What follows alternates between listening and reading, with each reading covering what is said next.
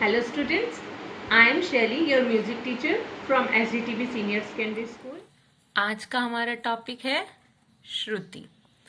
श्रुति क्या होती है? वो ध्वनि जो बिल्कुल हमारे कानों को साफ साफ सुनाई दे, वो होती है श्रुति।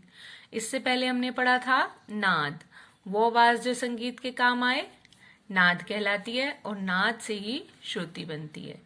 क्योंकि नाद असंख्य हैं जो संगीत के काम आ सकते हैं, मधुर ध्वनियां बहुत सारी हैं, लेकिन उनमें से भी कुछ ध्वनियां सिलेक्ट की गई थी जिसे श्रुति का नाम दिया गया था, वो थी 22 श्रुतियां। तो संगीत की परिभाषा में उसको क्या कहेंगे?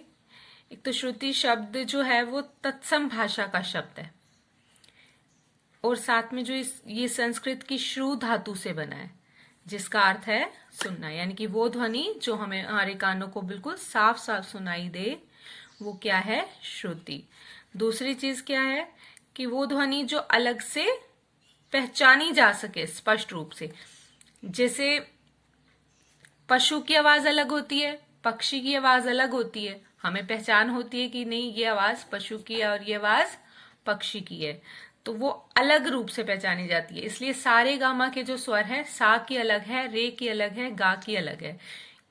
तो ये वो ध्वनि जो हमारे कानों को साफ साफ सुनाई दे और अलग से पहचानी भी जा सके स्पष्ट रूप से, वो क्या है?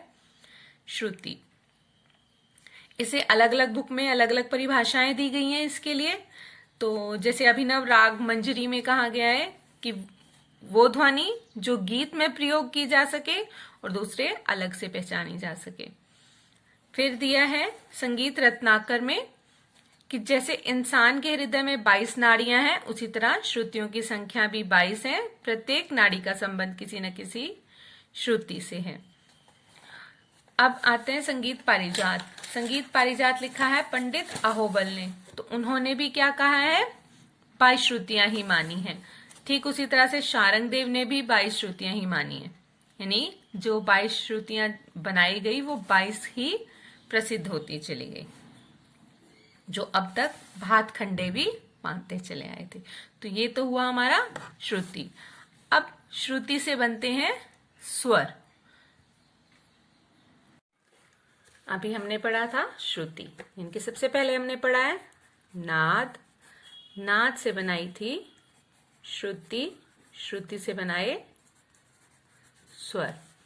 वो आवाज जो संगीत के काम आए नाद कहलाती है।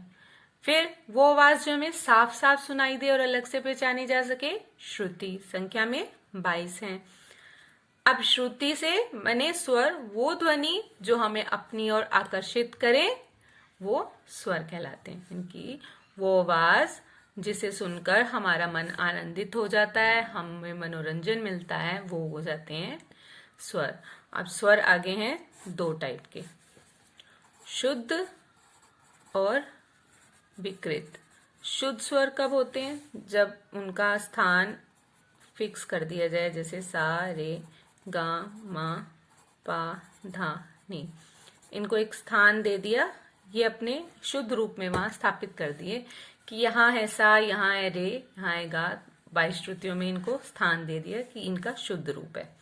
शुद्ध रूप देने के बाद इनमें से 2 स्वर तो ऐसे हैं जिन्हें अचल स्वर का नाम दिया जाता है।